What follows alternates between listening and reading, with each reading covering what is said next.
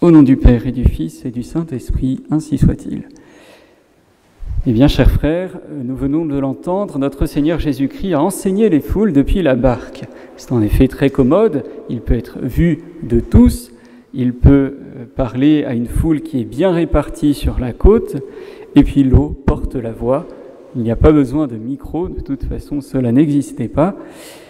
Et donc c'est un lieu idéal pour enseigner les foules. Mais pourquoi notre Seigneur, pourquoi Dieu est-il venu nous enseigner ? Très franchement, quand l'on voit aujourd'hui le nombre d'hommes sur terre qui se contentent de leur lumière personnelle pour guider leur vie, qui s'estiment ainsi satisfaits en ne comptant que sur eux et qui ne cherchent pas plus haut, eh bien on peut se demander, oui, pourquoi notre Seigneur est venu ? Pourquoi Dieu est-il venu nous enseigner ? Avait-on vraiment d'ailleurs besoin de l'Église, de ses prêtres, nous livrant le magistère, l'Écriture sainte, l'enseignement divin ? Ne serait-on pas mieux tout seul ? Dieu n'avait-il pas déjà assez pourvu l'homme avec sa petite raison pour qu'on l'assujettisse encore à un autre enseignement, une autre lumière ? Ne sommes-nous pas assez grands, assez intelligents de nos jours ? C'était un fameux slogan du clergé progressiste dans les années conciliaires. Nous avons atteint l'âge de l'homme adulte désormais. Fini toutes ces puérilités de la tradition. Cette question, mes frères, est récurrente. À une époque où chacun cherche à se faire sa petite religion à la carte, bien à soi, selon son goût, et dont on est en général très fier, eh bien, Dieu se rit de cette suffisance. Il sait qu'elle ne vaut pas grand-chose, rien du tout même à l'heure de l'épreuve. Et c'est pour la part d'humanité demeurée humble, ouverte, disponible d'esprit, qu'il a tout de même, au cours de l'histoire de sa création, décidé de nous enseigner par sa révélation divine. Le bon Dieu sait que ces toutes petites créatures humaines sont destinées ici-bas à un but très grand, un but qui dépasse la compréhension de notre esprit et qui, même lorsque nous croyons parfois tout savoir, eh bien ce but reste et restera toujours au-dessus de nos faibles capacités naturelles.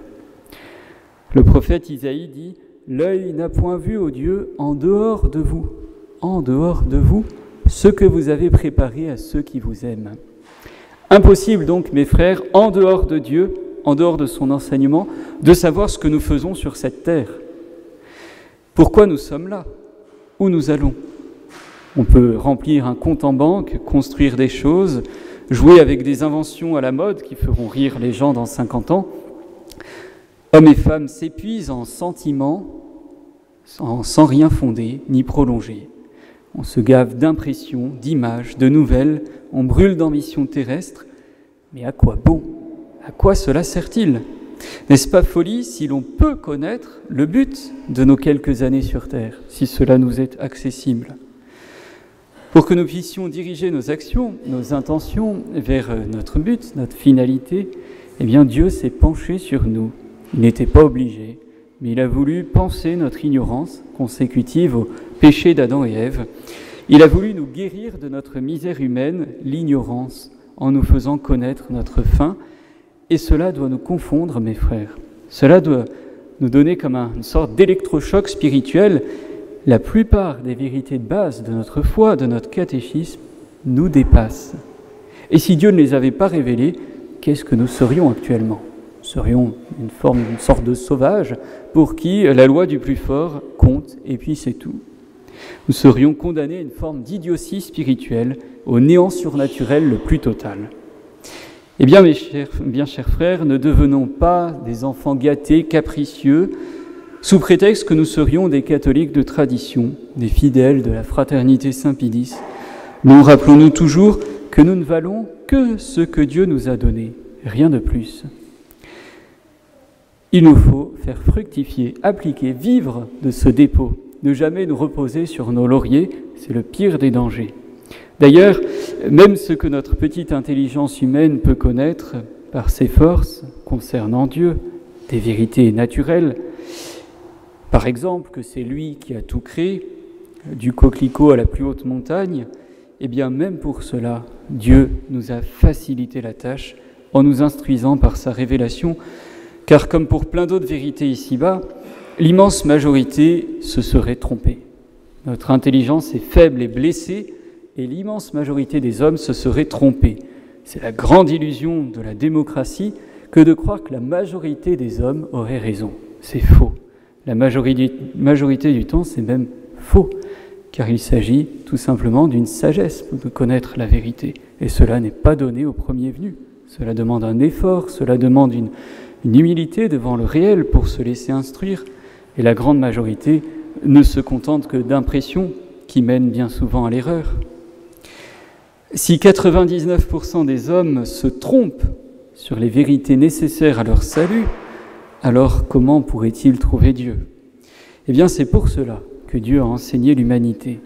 Un enseignement consigné dans l'Écriture sainte. Prenons peut-être pendant ces vacances un passage de l'Écriture sainte pour le lire, un livre de l'Ancien ou du Nouveau Testament. Cela se trouve aussi dans le magistère traditionnel de l'Église. Prenons peut-être une encyclique assez accessible, prenons-la, méditons-la pendant ces vacances. Cet enseignement existe. Il n'a jamais, jamais autant qu'aujourd'hui été à la disposition de tous. Par les moyens modernes, par un simple smartphone, nous avons une encyclique dans la poche ou l'Écriture sainte. Quelle facilité! Alors qu'il fut un temps où il fallait trouver un manuscrit écrit laborieusement par un moine pour trouver ce savoir. Et pourtant, eh bien, la majorité de la population mondiale s'égare, vit dans l'ignorance, dans les fausses religions ou l'athéisme qui ne cesse de grimper, galoper, particulièrement dans l'Occident. C'est presque comme si Dieu, au final, n'avait pas parlé aux hommes, presque comme s'il ne s'était pas incarné dans le sein de la Très Sainte Vierge, comme s'il ne nous avait pas rachetés sur la croix en la personne de notre Seigneur, vrai Dieu, vrai homme. Alors sans doute y a-t-il chez les hommes beaucoup d'ingratitude envers un Dieu si bon. Sans doute y a-t-il aussi beaucoup d'orgueil, ce péché que le démon susurre à l'homme sans cesse, de refus de recevoir la vérité qui nous vient avec autorité. Il est si facile de se faire illusion, de croire tout savoir. Mais surtout, et c'est sans doute la cause principale, bien il y a beaucoup d'ignorance, de détresse spirituelle. Car Dieu a voulu que son enseignement divin, son évangile, soit relayé par ceux qui l'ont reçu. Et c'est là que le bas blesse. Par entre-soi égoïste, par crainte du qu'en dira-t-on, respect humain, ou par manque de confiance dans la vérité, c'est le grand péché depuis Vatican II, on n'ose plus affirmer la vérité telle qu'elle, on veut toujours composer du compromis, chercher un accord commun avec l'erreur, mais qui en fait dilue la vérité dans l'erreur. Eh bien voilà, aujourd'hui, clercs et fidèles peuvent manquer d'esprit conquérant, missionnaire, de zèle pour répandre la vérité du Christ, partout où cela est possible.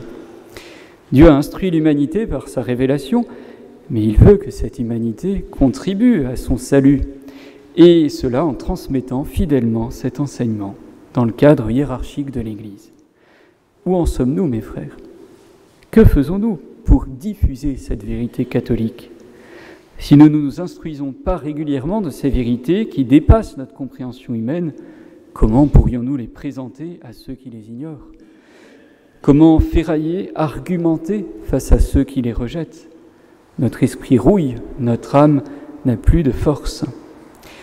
Et dans chacun de nos domaines humains, nos métiers, nos passions, eh bien nous nous instruisons pourtant. Le nombre de personnes qui lisent, je ne sais, par exemple, Auto Plus est très important.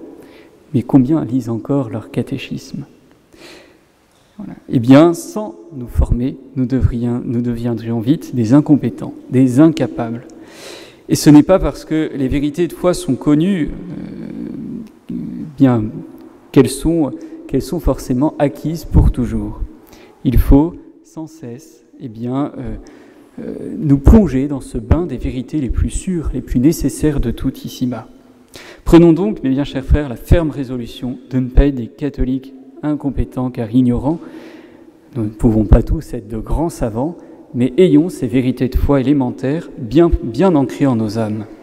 Laissons un peu tomber les nouvelles sans intérêt, ne gardons que celles qui nous aident à réfléchir profondément sur le réel. Ne laissons pas polluer notre esprit par plein de futilités.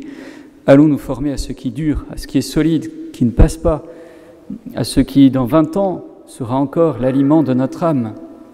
Prenons la ferme résolution de lire la Sainte Bible, un bon livre, une encyclique, une bonne revue, fidélitaire, sans cesse, voit son nombre d'abonnés diminuer. Pourquoi ? Cette revue est pourtant une excellente revue de formation. Écoutons une bonne conférence, par exemple celle de Saint Nicolas du Chardonnay. Sinon, qui le fera ? Qui en parlera ? Prenons enfin et surtout la ferme résolution avec Notre-Dame de rester humble d'esprit, que la science ne nous enfle pas, sinon tout cela ne servirait à rien. Au nom du Père et du Fils et du Saint-Esprit, ainsi soit-il.